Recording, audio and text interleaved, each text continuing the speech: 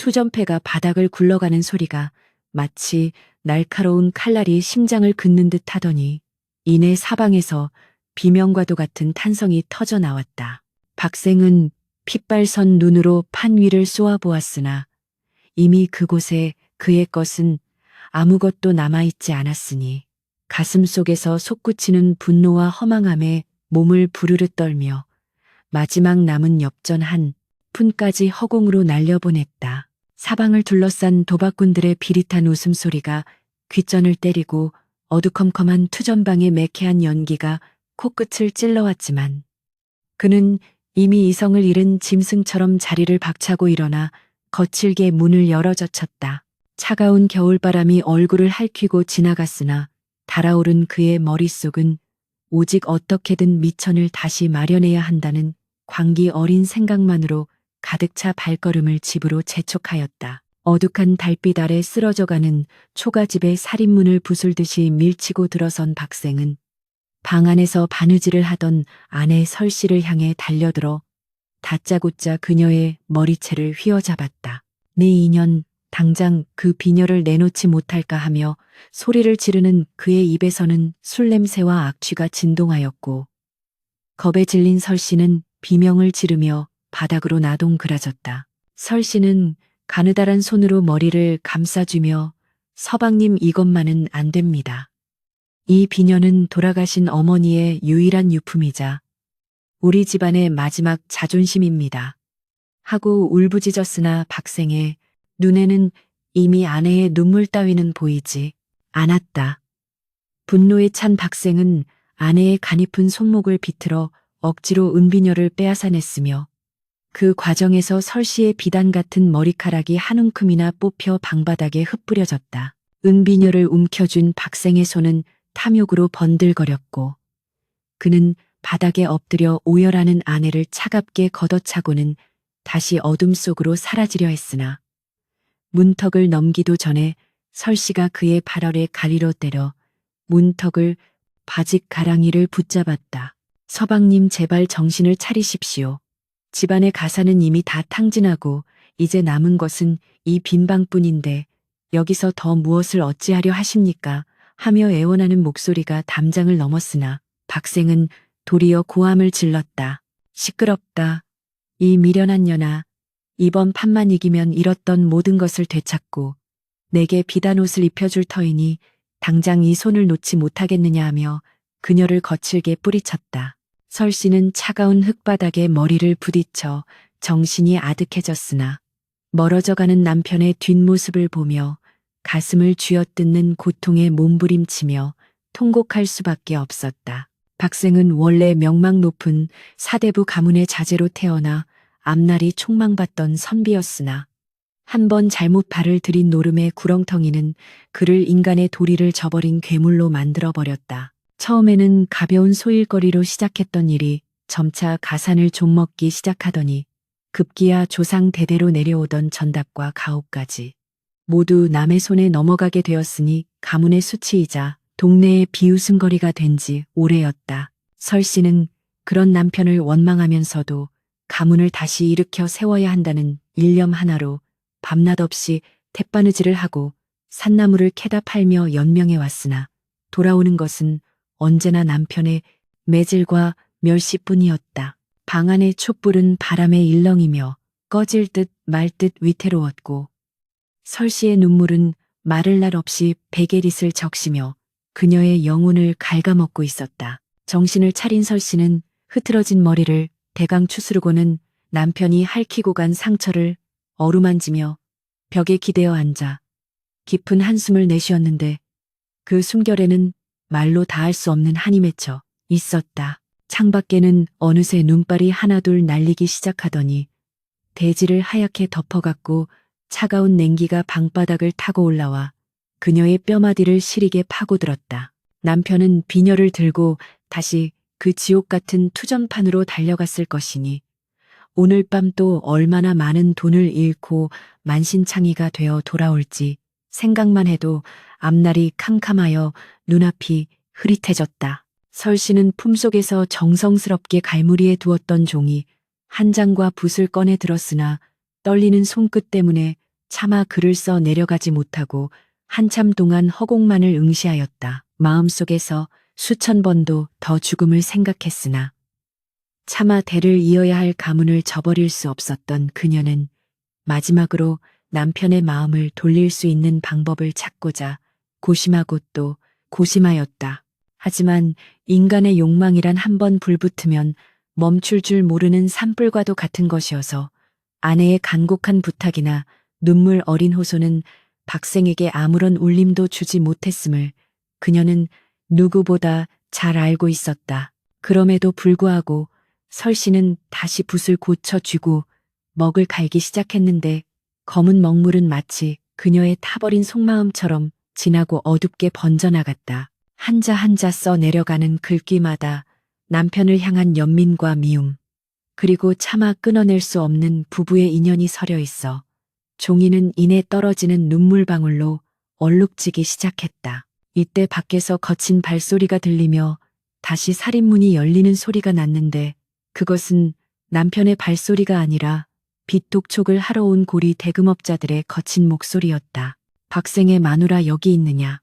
네 남편이 이번에는 집 문서마저 잡히고 돈을 빌려갔으니 당장 집을 비우지 않으면 네 목숨도 부지하기 힘들 것이다 하며 문을 발로 차는 소리에 설씨는 온몸을 떨었다.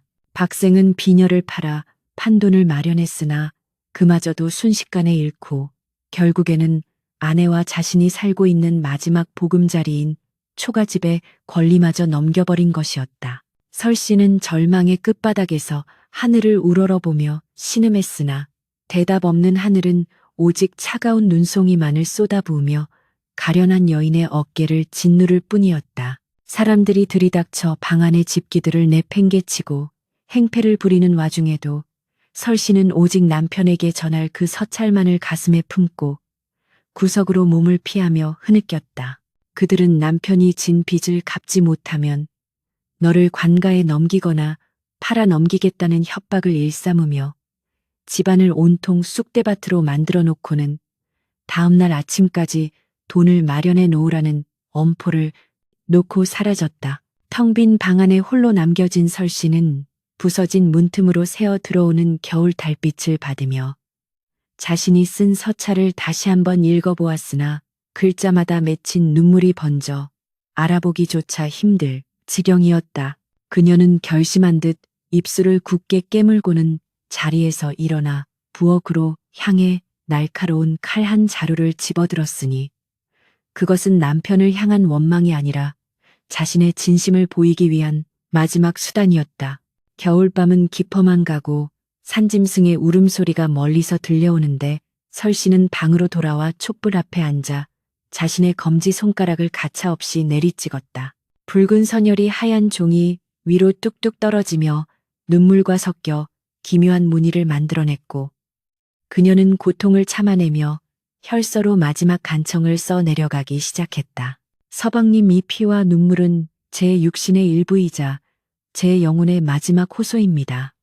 부디 이 글을 읽으시고 사람의 길로 돌아오소서 하며 떨리는 필체로 적어 내려가는 동안 그녀의 안색은 창백하게 변해갔다. 피가 멈추지 않는 손가락을 옷자락으로 대충 감싼 채 그녀는 서찰을 정성스럽게 접어 남편이 돌아오면 반드시 볼 수 있는 머리맡에 놓아두고 차가운 바깥으로 발걸음을 옮겼다. 그녀가 향한 곳은 마을 어귀에 있는 깊은 우물이었는데 이미 세상을 하얗게 덮은 눈 위로 그녀의 맨발 자국이 붉은 핏자국과 함께 선명하게 남았다. 설씨는 우물가에 서서 차가운 물속을 내려다보며 자신이 살아온 고달픈 세월을 반추하였고 남편이 이 서찰을 보고 제발 개과천선하기를 간절히 기도하였다. 만약 나의 죽음으로 그가 예전의 선량한 모습으로 돌아갈 수만 있다면 이 목숨 하나 버리는 것이 무엇이 아까우랴 생각하며 그녀는 두 눈을 감고 마지막 숨을 크게 들이켰다. 우물 주위에는 정적만이 흐르고 눈발은 더욱 거세어져 가련한 여인의 흔적을 지워버리려 했으나 그녀의 가슴 속에 품은 그 뜨거운 진심만큼은 차가운 눈보라도 얼리지 못할 만큼 강렬했다. 설씨가 차가운 우물가에서 생사의 기로를 헤매며 하늘을 우러러 통곡하고 있을 제 박생은 아내에게서 빼앗은 은비녀를 미천 삼아 다시금 도박장의 어두운 구석에 자리를 잡고 앉았다. 비녀를 전당포에 넘겨받은 몇 푼 안 되는 돈을 손에 쥐자 방금 전 아내를 거칠게 밀치고 나왔던 죄책감은 온데간데 없이 사라지고 오직 이 돈을 불려 잃어버린 가산을 되찾겠다는 헛된 망상만이 그의 머릿속을 가득 채웠다. 주위에서는 여전히 돈을 잃고 울부짖는 자들과 횡재를 바라는 자들의 탐욕스러운 숨소리가 뒤섞여 지옥의 아비규환을 방불케 하였으나 박생은 오로지 눈앞의 투전패의 모든 신경을 집중하며 떨리는 손으로 패를 쪼았다.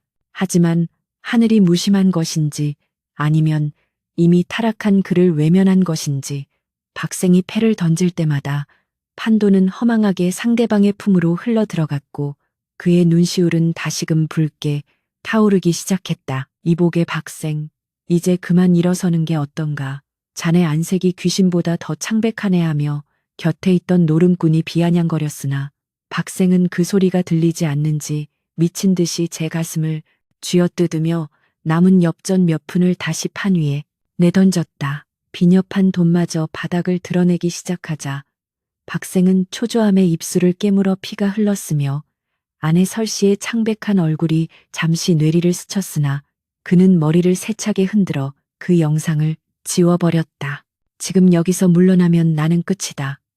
이 판에서 반드시 뒤집어야만 집으로 돌아갈 면목이 생긴다 하며 스스로를 기만하는 속삭임에 몸을 맡긴 채 그는 결국 자신의 집 문서마저 잡히고 빌린 고리대금의 마지막 한 푼까지 허공으로 날려보냈다. 모든 것을 잃고 빈털터리가 된 박생이 넋이 나간 듯 자리에 주저앉자 도박장 주인은 건장한 사내들을 시켜 그를 가차없이 문 밖으로 내동댕이 쳤다. 눈 덮인 길바닥에 처박힌 박생은 온몸을 파고드는 한기와 뼈를 깎는 듯한 고통에 신음하면서도 손에 잡히는 눈뭉치를 움켜쥐며 하늘을 향해 저주를 퍼부었다.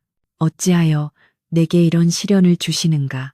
내 가문이 어떠한 가문인데 이리도 처참하게 무너져야 한단 말이냐 하며 소리를 질렀으나 돌아오는 것은 매서운 겨울바람의 비웃음소리뿐이었다. 그는 비틀거리며 일어나 정처 없이 걷기 시작했는데 발길이 닿는 곳마다 예전의 영화는 사라지고 빚쟁이들의 추적과 사람들의 멸시 섞인 시선만이 그를 기다리고 있었다. 한때는 장원급제를 꿈꾸며 논어를 읽던 그 깨끗한 손이 이제는 노름패를 만지느라 거칠어지고 피멍이 든 것을 보며 그는 잠시 멈춰서서 자신의 가련한 처지를 한탄하였다. 그러나 그 한탄은 오래가지 못하고 곧이어 다시 술을 찾아 헤매는 주정뱅이의 본성으로 바뀌어 근처 주막의 문을 발로 찼다. 주막 안에서도 박생의 평판은 이미 바닥을 치고 있었기에 주모는 그를 보자마자 바가지를 휘두르며 소금을 뿌려댔으니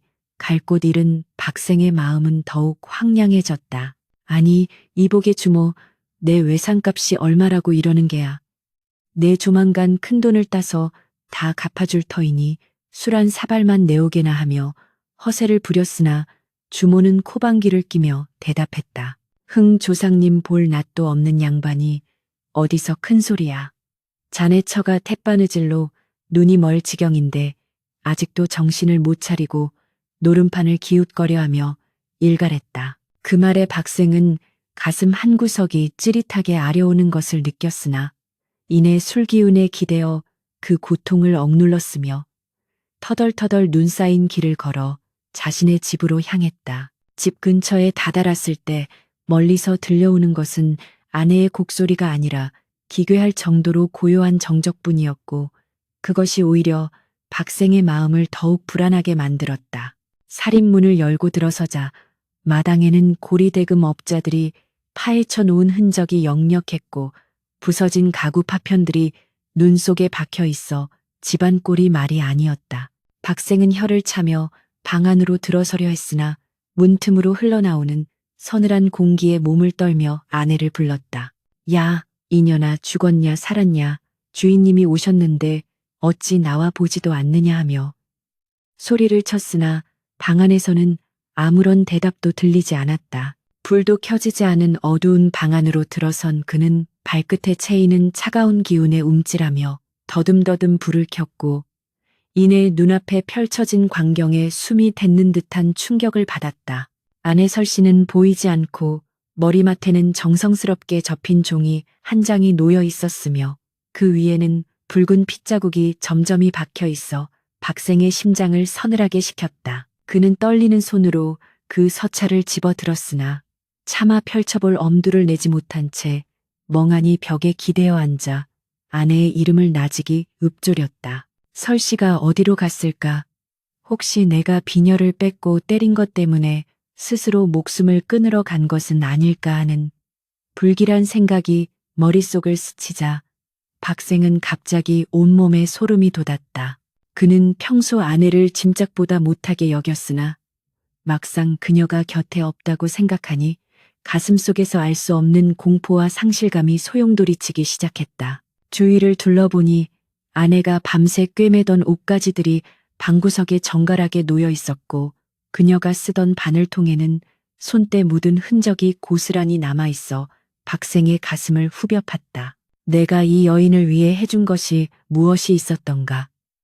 오직 매질과 가난 그리고 절망뿐이지 않았던가 하는 뒤늦은 후회가 파도처럼 밀려왔다. 박생은 눈물을 닦아내며 마침내 서찰을 펼쳤고 그 안에는 글자가 아니라 아내의 피와 눈물이 섞인 진한 혈서가 적혀 있어 그를 경악게 했다. 서방님, 이 글을 보실 때쯤이면 저는 아마 이 세상 사람이 아닐지도 모릅니다. 로 시작하는 문장은 한 구절 한 구절이 박생의 심장을 도려내는 듯했다. 가문을 일으키려 애쓰던 당신의 모습이 그립습니다. 도박은 귀신이 씌운 장난이니 부디 제 죽음을 보시고 그 구렁텅이에서 빠져나오소서 하며 이어지는 호소는 박생의 영혼을 송두리째 흔들어 놓았다. 그는 서찰을 가슴에 품고 방바닥을 뒹굴며 오열하기 시작했는데 그 울음소리는 짐승의 포효와도 같아 고요한 밤의 정적을 무참히 깨트렸다. 내가 죽일 놈이다. 내가 내 아내를 죽였구나 하며 머리를 벽에 댔는 박생의 이마에서 피가 흘러내렸으나 그는 그 고통조차 느끼지 못했다. 정신없이 방을 뛰쳐나온 박생은 눈 위를 미친 듯이 달리며 아내를 찾아 소리를 질러댔으나 사방은 오직 하얀 눈의 장막에 갇혀 있을 뿐이었다. 그는 아내가 평소 고통스러울 때마다 찾던 뒷산 우물가로 발길을 돌렸고 그곳으로 향하는 길목마다 붉게 점찍힌 피의 흔적을 발견하고는 자리에 주저앉아 통곡했다. 설씨야, 제발 살아만 있어다. 오, 내가 잘못했다. 내가 다시는 도박 근처에도 가지 않으마 하며 울부짖는 박생의 목소리는 산울림이 되어 돌아올 뿐이었다. 우물가에 다다르자 그곳에는 아내의 하얀 고무신 한 짝이 외롭게 놓여 있었고 우물 안에 깊고 검은 물은 당장이라도 모든 것을 삼켜버릴 듯 입을 벌리고 있었다. 박생은 우물 난간을 붙잡고 아래를 내려다보며 아내의 이름을 부르짖었으나 차가운 물속에서는 아무런 기척도 느껴지지 않았다. 이 모든 것이 꿈이었으면 얼마나 좋을까. 차라리 내가 그 지옥 같은 투전판에서 죽었더라면 아내가 이런 선택을 하지는 않았을 것을 하며 박생은 자신의 뺨을 수없이 내리쳤다. 그는 우물가에 주저앉아 아내의 서찰을 다시금 꺼내 읽으며 그녀가 겪었을 고독과 절망의 깊이를 비로소 온몸으로 체감하게 되었다. 팻바느질로 번 푼돈까지 빼앗아 노름판에 던졌던 자신의 손이 너무나도 증오스러워 그는 옆에 있던 돌을 들어 제 손등을 내리찍으려 했으나 차마 그러지 못하고 절규했다. 눈발은 더욱 거세어져 박생의 어깨 위로 하얗게 쌓여갔고 그는 얼어붙은 대지 위에서 아내의 흔적을 찾기 위해 필사적으로 눈을 헤치며 사방을 뒤지기 시작했다. 하지만 차가운 겨울밤은 가련한 사내에게 아무런 자비도 베풀지 않았고 오직 살을 내듯 시린 바람만이 그의 죄를 꾸짖듯 휘몰아칠 뿐이었다. 박생은 문득 아내의 서찰 끝머리에 적힌 문구를 떠올렸는데 그것은 만약 제가 살아남는다면 그것은 서방님의 개과천선을 하늘이 허락하신 뜻일 것입니다라는 대목이었다. 이 문구에 일말의 희망을 건 박생은 근처 숲속과 바위 틈을 샅샅이 뒤지기 시작했고 마침내 우물가에서 조금 떨어진 상여막 근처에서 쓰러져 있는 하얀 형체를 발견했다. 그것은 추위와 고통에 정신을 잃고 쓰러진 아내 설씨였으며 그녀의 손가락에서는 여전히 핏방울이 배어나와 하얀 눈을 붉게 물들이고 있었다.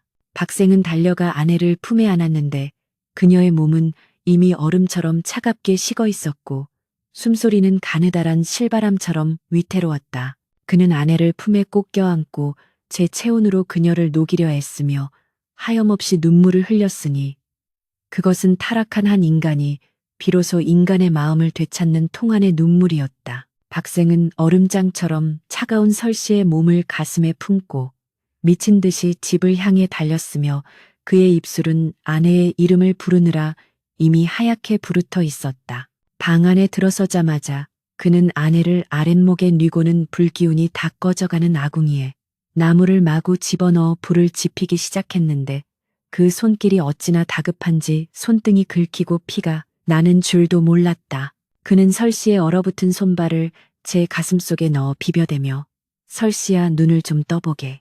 제발 나를 두고 가지 마시오.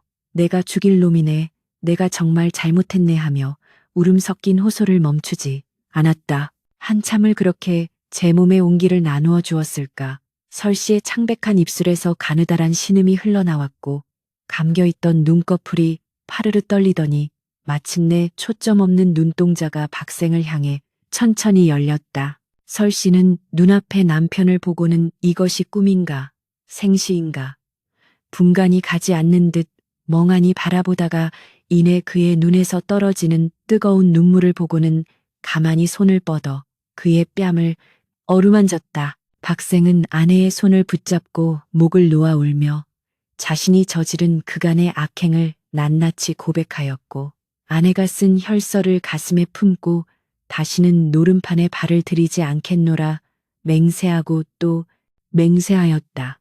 설씨는 비록 몸은 천근만근 무거웠으나 남편의 눈빛에서 예전과는 다른 진심 어린 참회와 의지를 발견하고는 비로소 안도의 한숨을 내쉬며 서방님 제 죽음이 헛되지 않게 해주신다면 그것으로 족합니다 하고 대답했다. 하지만 감동적인 재회도 잠시 밖에서는 다시금 사나운 발소리와 함께 빚쟁이들이 문을 박차고 들어왔으니 그들은 도박장 주인이 보낸 거친 장정들이었다. 그들은 박생의 머리채를 휘잡아 마당으로 끌어내며 이놈아 집 문석까지 넘겼으면 당장 나갈 것이지. 어디서 일이 소란이냐 하며 박생을 무자비하게 짓밟기 시작했고 설씨는 몸도 추스르지 못한 채 마당으로 기어나와 남편을 온몸으로 막아섰다. 장정중 우두머리 격인 사내가 비웃으며 박생에게 말하기를 내 놈이 빌린 돈이 원금의 몇 배가 되었으니 이제는 이 집뿐만 아니라 내 처자식도 무사하지 못할 것이다 하며 설씨를 음탕한 눈으로 바라보았다. 박생은 분노에 몸을 떨며 내가 돈을 갚을 터이니 내 아내에게 손대지 마라 하고 외쳤으나 힘없는 사내의 외침은 그들의 비웃음만 살 뿐이었고 장정들은 집안에 남은 물건들을 밖으로 내던졌다. 이때 설씨는 남편의 손을 꼭 잡으며 서방님 저들에게 무릎 꿇지 마십시오. 우리가 진정으로 뉘우치고 일어서려 한다면 반드시 길이 있을 것입니다. 하며 남편을 독려했다. 박생은 아내의 강인한 눈빛을 보며 자신이 지금까지 얼마나 나약하고 비겁하게 살아왔는지를 뼈저리게 깨달았으며 죽음을 각오한 결연한 표정으로 장정들을 쏘아보며 단 일주일에 시간만 달라고 당당히 요구했다. 그들은 일주일 안에 돈을 가져오지 않으면 관가에 넘기겠다는 최후 통첩을 남기고 떠나갔으며 엉망이 된 마당에 남겨진 부부는 서로의 상처를 닦아주며 기나긴 밤을 지새웠다.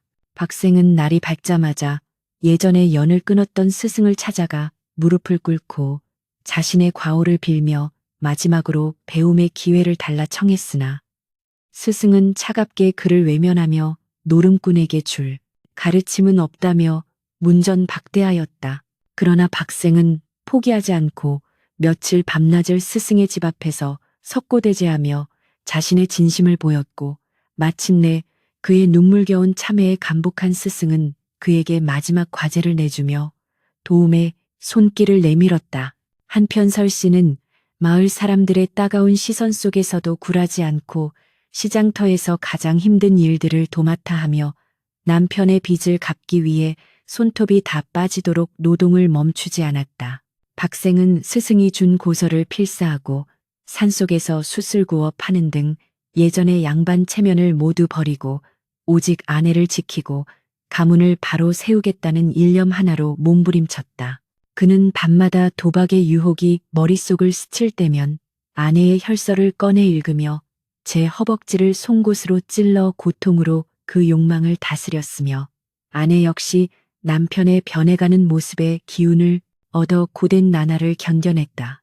하지만 빚쟁이들이 약속한 일주일은 화살처럼 빠르게 지나갔고 그들이 마련한 돈은 원금의 절반에도 미치지 못했으니 다시금 위기가 그들 부부의 목전에 다다랐다.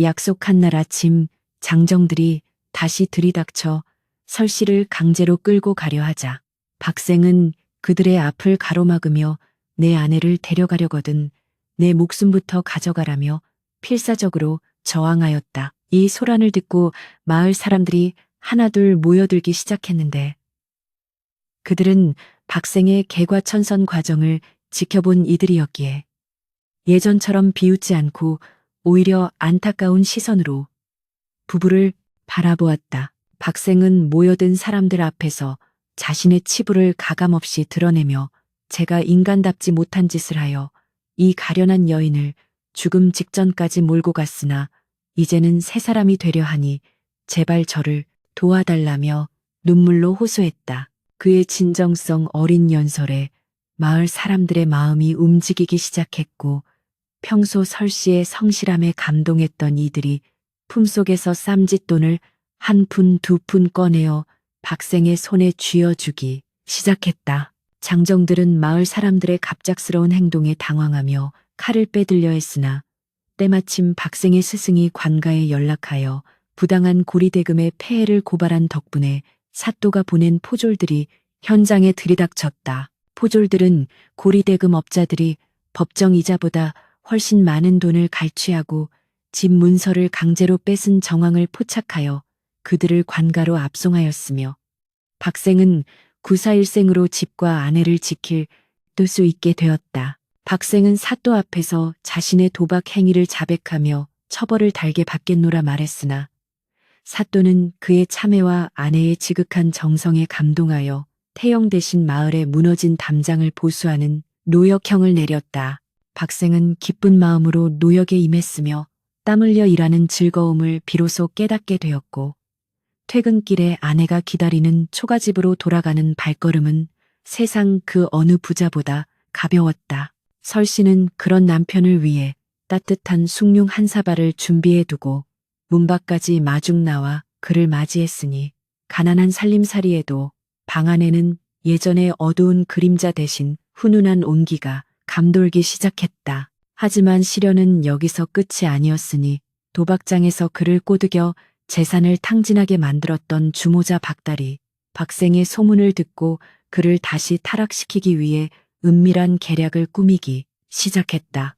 박달은 박생이 노역하는 곳으로 찾아와 한 번만 더 판에 끼면 예전에 잃은 모든 돈을 돌려주겠다는 달콤한 제안을 던졌으나 박생은 차가운 눈빛으로 그를 걷어차 버렸다. 분노한 박달은 박생이 없는 틈을 타 설씨를 납치하여 산속 동굴에 가두고는 박생에게 협박장을 보냈으니 다시는 도박을 하지 않겠노라. 맹세했던 박생의 의지가 큰 시험대에 오르게 된 것이다. 박생은 협박장을 읽고 분노로 눈이 뒤집힐 뻔했으나 예전처럼 무모하게 달려드는 대신 지혜를 짜내어 마을 사람들과 포졸들에게 도움을 청하고 치밀한 구출 작전을 세웠다. 어둠이 짙게 깔린 한밤중에 박생은 홀로 박달의 소굴로 향해 그를 안심시킨 뒤 매복해 있던 포졸들이 들이닥치게 만들어 일당을 일망타진하였고 공포에 떨던 아내를 무사히 구해냈다. 아내를 구출한 박생은 그녀를 품에 안고 다시는 당신을 위험에 빠뜨리지 않겠소 하며 오열했고, 설씨는 남편의 품에서 비로소 참된 평화를 느끼며 눈물을 흘렸다. 이 사건을 계기로 박생은 마을의 영웅이 되었으며 도박이라는 악마의 손길에서 완전히 벗어나 자신의 삶을 스스로 통제할 수 있는 강인한 인간으로 거듭나게 되었다. 그는 아내가 쓴 혈서를 비단함에 넣어 갑오로 간직하며 매일 아침 그 글귀를 읽으며 자신의 마음을 다잡았고, 부부의 사랑은 더욱 깊어져 마을의 귀감이 되었다. 겨울이 지나고 봄이 찾아오자 박생과 설씨는 마당에 작은 꽃나무를 심으며 새로운 희망을 키워나갔고, 박생은 다시 붓을 들어 정식으로 과거 공부를 시작하였다. 예전의 방탕한 세월은 이미 먼 과거의 이야기가 되었으나 그 고통스러웠던 기억은 박생에게 겸손과 인내를 가르쳐준 소중한 자산이 되어 그의 학업에 큰 밑거름이 되었다. 설씨는 남편의 뒷바람을 하며 힘든 기색 없이 내조에 전념하였고, 그녀의 손가락에 남은 상처는 흉터가 아니라 사랑의 훈장이 되어 남편의 앞길을 밝혀주는 등불이 되었다. 부부는 비록 끼니를 걱정해야 할 만큼 가난했으나 서로를 향한 신뢰와 사랑이 가득했기에 그 어느 화려한 기와집보다 따뜻하고 행복한 봄날을 맞이할 수 있었다. 마을 입구의 커다란 느티나무 아래 세워진 관가 게시판 앞에 사람들이 구름처럼 몰려들어 웅성거리기 시작했으니, 그것은 도박판의 우두머리 박달과 그 일당에 대한 엄중한 판결이 내려졌음을 알리는 방문이었다. 박생은 아내 설씨의 손을 꼭 잡은 채 인파를 헤치고 나가 그 글귀를 하나하나 읽어 내려갔는데, 악행을 일삼던 무리가 유배형에 처해지고 그들이 갈취한 재산 중 일부가 피해자들에게 돌아간다는 대목에서 긴 탄식을 내뱉었다. 설씨는 남편의 떨리는 어깨를 부드럽게 감싸 안으며, 서방님, 이제 정말 모든 어둠이 걷혔습니다. 우리의 진심이 하늘에 닿아 사필 기정의 도리가 실현된 것이옵니다. 하고 나지막이 위로를 건넸다. 박생은 아내의 얼굴을 바라보며, 만약 당신의 그 피 섞인 서찰이 없었더라면 나는 지금쯤 저들 중 하나가 되어 차가운 옥골에 갇혀 있거나 길바닥에서 객사했을 것이오 하며 참회에 눈물을 훔쳤다. 하지만 관가의 판결만으로 모든 상처가 아문 것은 아니었으니, 박생은 예전에 도박 자금을 마련하기 위해 조상 전래의 갑오와 서적들을 팔아치웠던 일을 떠올릴 때마다 가슴 한 구석이 미어지는 고통을 느꼈다. 그는 아내에게 내 손으로 망가뜨린 가문의 명예를 반드시 내 손으로 되찾겠소 하고 결심하며, 낮에는 들판에서 흙을 일구고 밤에는 기름 살 돈이 없어 달빛의 의지에 글을 읽는 고행을 시작하였다. 설씨 또한 남편의 결연한 의지에 부응하고자 시장터에서 버려진 우거지를 주워다 죽을 끓이면서도 남편의 책상 머리에는 항상 깨끗한 냉수 한 사발을 떠다 놓으며 정성을 다해 기도하였다. 마을 사람들은 한때 노름에 미쳐 아내를 때리던 박생이 이토록 무섭게 도끼를 품고 학문에 매진하는 모습을 보며 처음에는 의심의 눈초리를 보냈으나 이내 그의 진정성에 감복하여 응원의 말을 건네기 시작했다. 그러던 어느 날 박생의 스승이 직접 초가집을 방문하여 박생의 손에 낡은 보따리 하나를 건네주었으니, 그 안에는 박생이 도박판에 넘겼던 가문의 족보와 조상님의 문집이 고스란히 들어있어 박생을 경악게 하였다. 스승은 허허 웃으며 자네가 참회하며 돌을 나르고 밭을 가는 모습을 지켜보았네.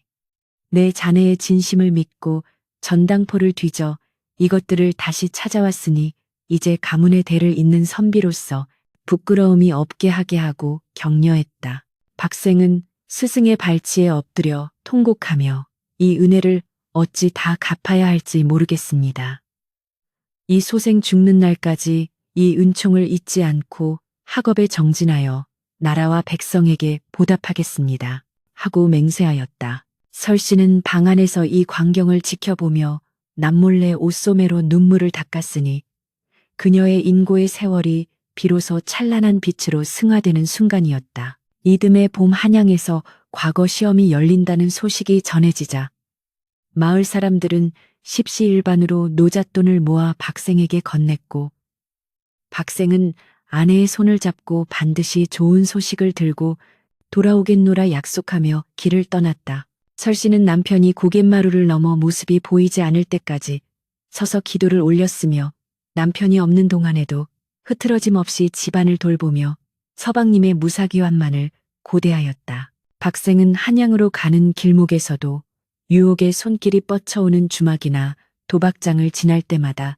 품속의 혈서를 꺼내보며 마음을 다잡았고 마침내 시험장에서 그간 닦은 실력을 유감없이 발휘하였다. 시제는 진정한 용기란 무엇인가라는 내용이었는데 박생은 자신의 부끄러운 과거와 아내의 희생, 그리고 참회를 통한 부활의 과정을 한 편의 시처럼 써내려가 시관들을 감동시켰다. 며칠 후 과거 급제자를 발표하는 방이 붙자 박생의 이름이 당당히 상단에 적혀 있었고 그는 꿈에 그리던 어사화를 머리에 쓰고 고향으로 향하는 행렬의 선두에 서게 되었다. 마을 입구에는 설씨와 스승 그리고 온 동네 사람들이 나와 꽹과리를 치며 그를 맞이하였고 박생은 말에서 내려 가장 먼저 아내 앞에 무릎을 꿇고 그녀의 거친 손을 자신의 뺨에 갖다 대었다.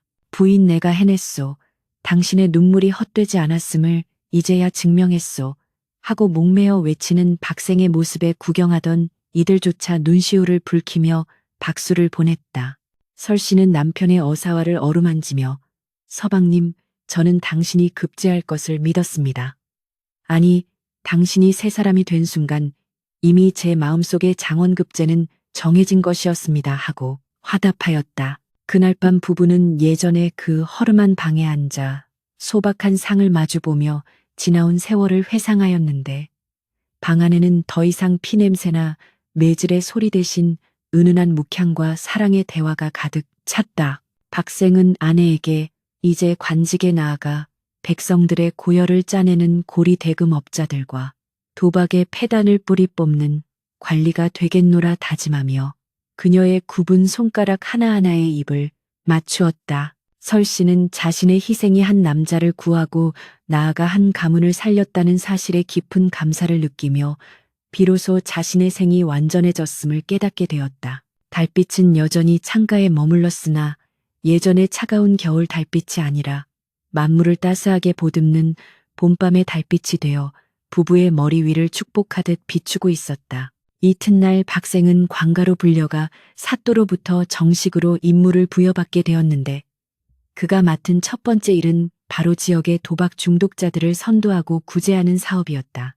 박생은 자신이 직접 겪은 고통을 바탕으로 그들의 마음바닥까지 들여다보며 진정성 있는 설득을 이어갔고 그의 아내 설씨 또한 그들의 아내들을 찾아가 위로하며 가정을 지키는 법을 전수하였다. 두 사람의 노력 덕분에 마을에는 도박으로 패가 망신하는 집이 사라지고 서로 돕고 사는 훈훈한 분위기가 조성되었으며 박생의 이름은 인근 고을까지 칭송이 자자해졌다. 왕실에서도 이 소문을 듣고 박생에게 표창을 내렸으며 설씨에게는 절개와 부덕의 귀감이 되는 여인이라 칭하며 정려문을 세워주기로 결정하였다. 하지만 박생은 이 모든 영광이 자신의 공이 아니라 아내의 눈물 젖은 편지 덕분임을 결코 잊지 않았고 높은 관직에 올라서도 항상 겸손을 잃지 않으며 청렴 결백한 생활을 이어갔다. 그는 퇴근할 때마다 시장에 들러 아내가 예전에 그토록 갖고 싶어 했던 은비녀를 다시 사서 그녀의 머리에 정성스럽게 꽂아주며 속죄의 마음을 전하곤 하였다.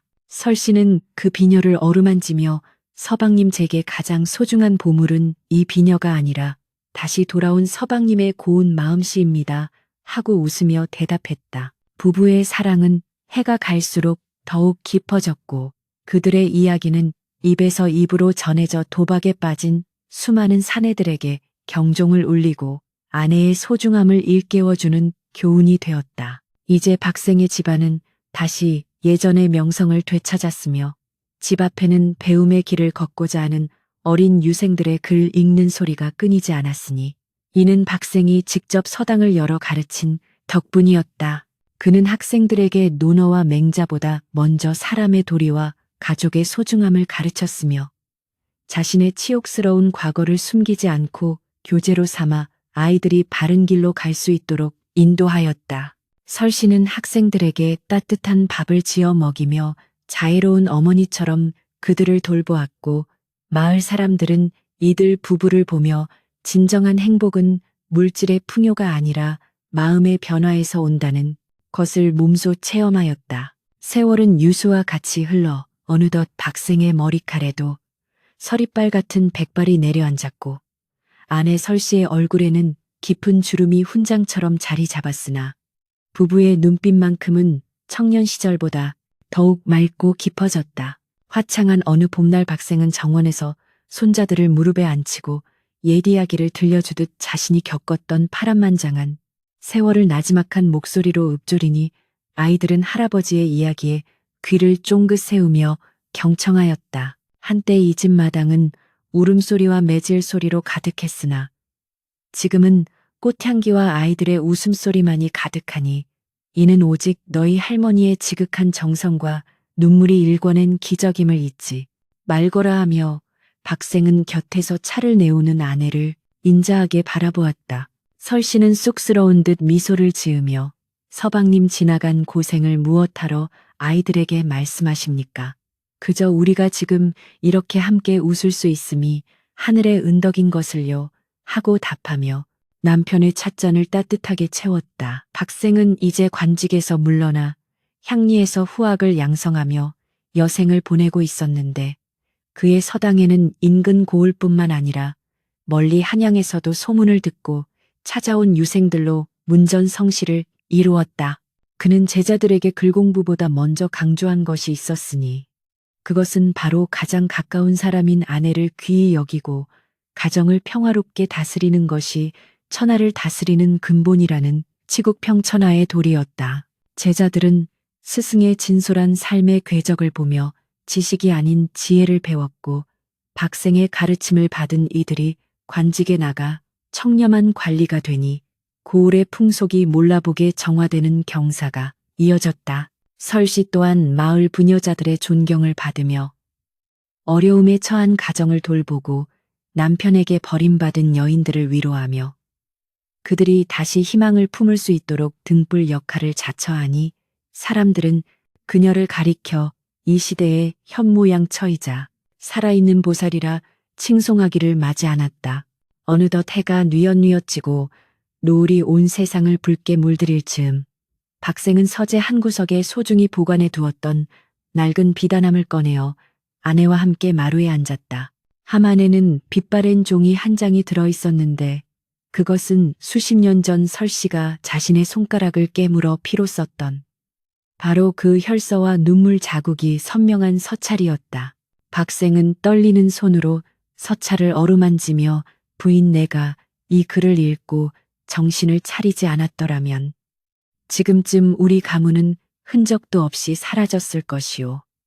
이 종이 한 장이 내 목숨보다 귀한 보물이라고 하고 고백했다. 설씨는 남편의 손을 포개어 잡으며 서방님 글자가 중요한 것이 아니라 그 글자를 읽고 마음을 돌려주신 서방님의 용기가 더 귀한 것입니다. 사람이 잘못을 저지를 수는 있으나 그것을 깨닫고 돌아오기는 하늘의 별 따기보다 어려운 법이니까요 하고 남편의 마음을 다독였다. 부부는 말없이 석양을 바라보며 지난날의 고통과 환희 그리고 인고의 세월이 빚어낸 평온함을 온몸으로 만끽하였고 그들의 마음속에는 더 이상 미움이나 원망에 찌꺼기는 한 점도 남아있지 않았다. 도박이라는 괴물의 영혼을 팔았던 사내가 아내의 숭고한 사랑을 통해 성현의 길을 걷게 된 이 기적 같은 이야기는 훗날 야담으로 기록되어 후세 사람들에게 큰 울림을 주었다. 인생의 가장 어두운 밤을 지나는 이들에게 설씨의 서찰은 희망의 증표가 되었고 타락의 길에서 헤매는 이들에게 박생의 개과천선은 용기의 상징이 되었으니 부부의 삶은 그 자체로 하나의 거대한 가르침이 되었다. 밤이 깊어지자 하늘에는 수많은 별이 내려앉아 부부의 초가 삼간을 축복하듯 비추었고 방 안에서는 다시금 정겨운 부부의 웃음소리가 새어나오며 대단원의 막을 내렸다. 인간의 마음은 갈대와 같아 바람에 쉽게 흔들리고 욕망의 뎁에 빠지기 쉬우나 진실한 사랑과 헌신적인 희생이 있다면 그 어떤 칠흑 같은 어둠도 밝힐 수 있다는 진리를 이들 부부는 평생에 걸쳐 증명해 보였다.